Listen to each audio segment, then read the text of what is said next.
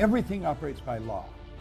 The whole universe operates by law. The day you stop progressing is the day that you start to hate your life. You want to have a goal that's worthy of that which is within you and that grows you at the same time. Rise and shine, it's Entspresso time. I wake up every morning. Espresso, keep me going. I wake up every morning. Hey, it's Carmichael, and this channel was created to help you overcome the #1 challenge that is holding you back, a lack of belief in yourself. You watch these videos because you know there's something more inside you too. You have Michael Jordan level talent at something. So let's start your day off right together. Grab your coffee and sip on today's message from Bob Proctor. Also, if you want to have more confidence and motivation, check out my 254 series. They're free. The link to join are in the description below. I was reminded this morning of a question I'm often asked. How do you eliminate fear from your life? You know, the law of success is a pretty interesting concept. There's been books written on it, stories told on it. Lives have been spent looking for it. Let's understand that everything operates by law. The whole universe operates by law.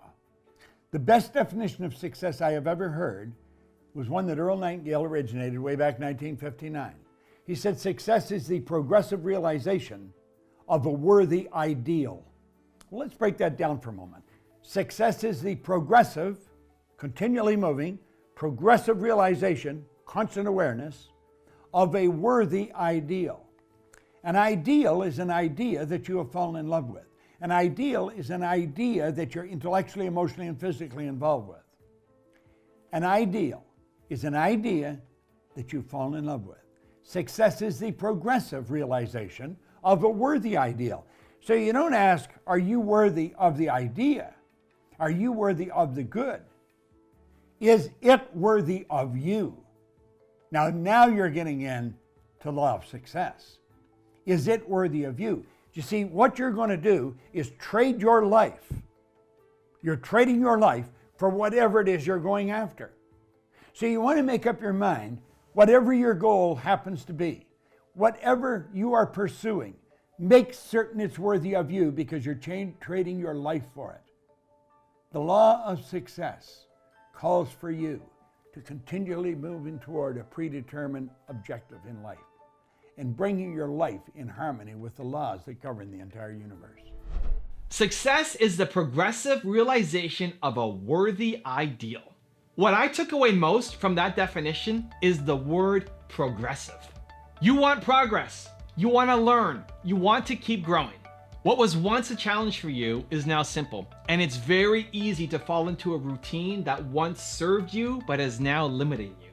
The day you stop progressing is the day that you start to hate your life, and it can be sneaky. It can sneak up on you without you even noticing what happened. So I was trying to think of a personal story to share with you about this, and I realized it's been more than 10 years since I've actually felt that. I felt that I've stopped progressing, that I started to hate what I was doing. It's been over 10 years. It was basically since I started on YouTube, and I'm going to share with you the hacks that I used so that you won't fall into that rut. But what happened for me 10 years ago was I built my website, right? I sold my business, I had success, I was speaking around the world. I started building my website, and I built it into a giant platform. We had 100,000 plus pages of content, making money from advertising, and I just stopped liking the business. It started to feel like we're putting out content, we're putting out articles, just trying to make money, putting out articles that I didn't always believe 100% in. We had a bunch of guest people writing content, right? We had 4,000 or 5,000 authors for the website, and not all of their opinions or views or mindset or voice reflected my own. And I just stopped liking the business. It was a successful business, making money, building a team. I had 8 people, I think, at that time. And I decided, you know what, I'm losing the love for this. I need to try new things. And I started making YouTube videos. It was one experiment. I probably did a bunch of different things, but YouTube was one experiment that I sucked at, but I loved, and I kept coming back to. And it taught me a lesson. It taught me that you need to explore. This is what I tell a lot of people when they're entrepreneurs. I had a woman, Melissa, who joined me on an IG Live the other day, and she's talking about how she's got a real estate business that's making her money, but she wants to be a speaker. And the speaking business is growing. It can't support her fully yet, but the real estate business gives her a lot of money. She's like, well, I like doing both. It's like, well, no, you don't. Right? Like in 5 years, where do you want to be? Do you want to still be doing real estate? No. 5 years, I don't want to be doing that. I want to be doing the speaking thing. Like, great. That's where you need to start spending more of your time. It doesn't mean quit the job. It doesn't mean stop doing real estate or stop doing the thing that you're just okay with. But while you still have one foot in it, you have to explore, you have to try, you have to taste, you got to see what else you can do. Spend 1 day a week, 2 days a week, depending on your financial situation. This is my advice to her. Spend 1 day or 2 days a week focusing on the speaking business so that in 6 months you could be out of the real estate business and being speaking full time. And then doing the thing that you love, right? If you just like it, that should be a warning sign to get out. Not ASAP, but you need to start exploring. But so many people end up hating the thing that they're doing. So many entrepreneurs start a business, they love it, it's challenging, it's exciting, it's exhilarating, and then they found that they bought themselves a job and they actually hate their business. And then it becomes too late to get out because you can't find the person to sell it to, or you just have to walk away from it. But so many people just like it and you're not exploring enough to chase down the opportunity. So that's 10 years ago, it's the last time I felt it. I'm gonna give you a 3-step formula that I use on a consistent basis that I think you can use too. Step number 1 is constantly judge your energy. Constantly judge your energy. If you are going into work, right, going into your office, whether your office is a home office or a basement or a real office, if you're ever going in feeling like, oh, you need to really pay attention to that, especially if it's multiple days in a row. And a one-off, something can happen. Maybe you didn't sleep well. Maybe something happened in your personal life. Okay, that's fine. And listen, there are definitely days that stuff sucks in the business, right? And that's okay. Not every day is sunshine and rainbows and amazing, but net you should love it. If for multiple days you're coming into the office and like, oh, you're dreading going into work, something has to change. Like pay attention to the energy, because too many people get locked in that negative energy without realizing it. And then you slowly start to hate your life and start destroying relationships, start destroying your business.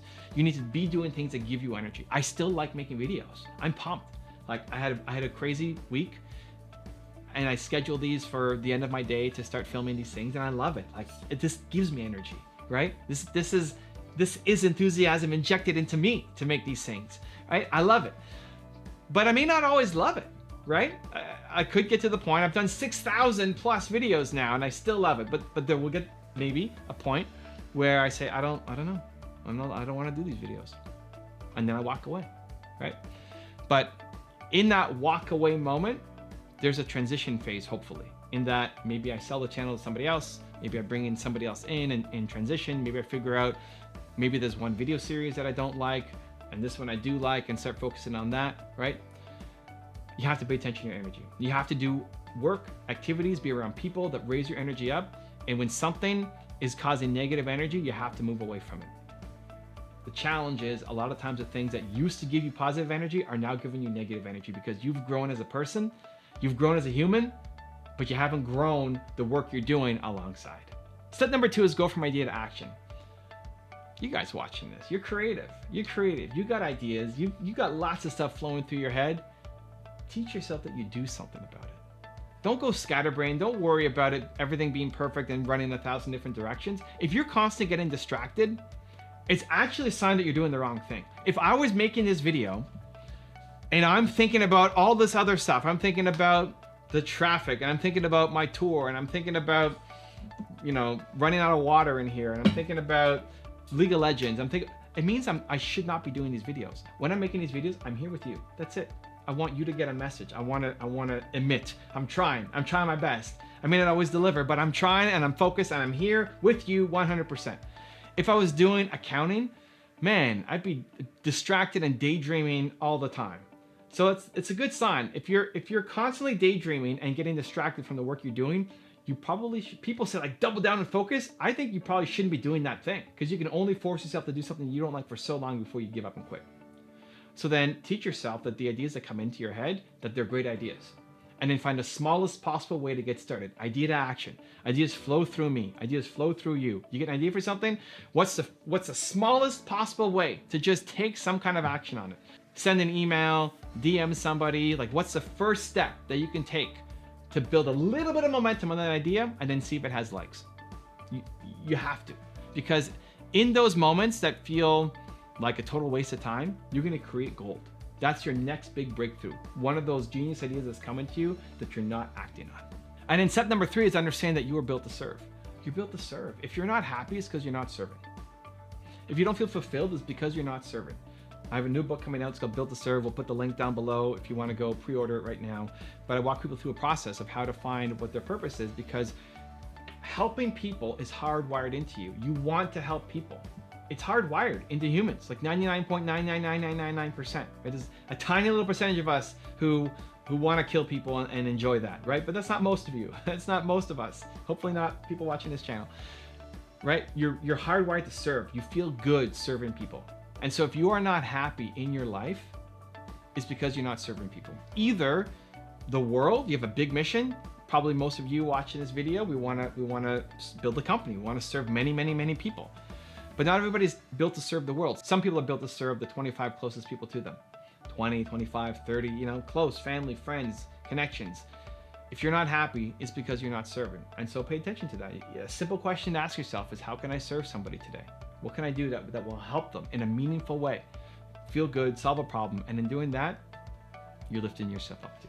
Now I have a special bonus clip that I think you're gonna enjoy. But before that, question of the day, I wanna know, what is one thing that you can do today to serve somebody, bring them value, and lift both of you guys up? Let me know down in the comments below. And if you're still here, you made it this far in the video, I wanna celebrate you. Give me a hashtag believe in the comments as well. Some people have goals that they want to manifest, but the goals have come from the parental fantasies, what their mother wanted them to be when they grew up, or their dad, or what the teacher told you should be, or what your church told you should be. No, there's something within you.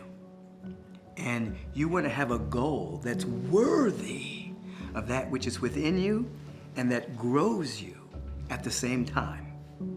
So as I'm speaking to you right now, I want you to begin to remember those moments in your life from the time that you could first think as a child, as an infant.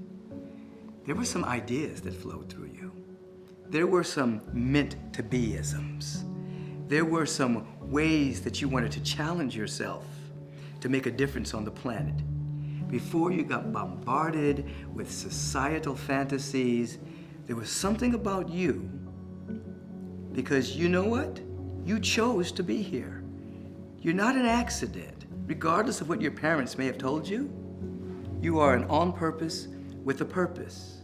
So as I'm speaking to you, you're becoming aware, you're starting to remember that being that knew why he or she arrived on the planet, the gifts they wanted to share, and the difference, here it is, the difference they wanted to make on the planet. You want to make a difference on the planet. That difference you want to make is a goal that's worthy of your soul.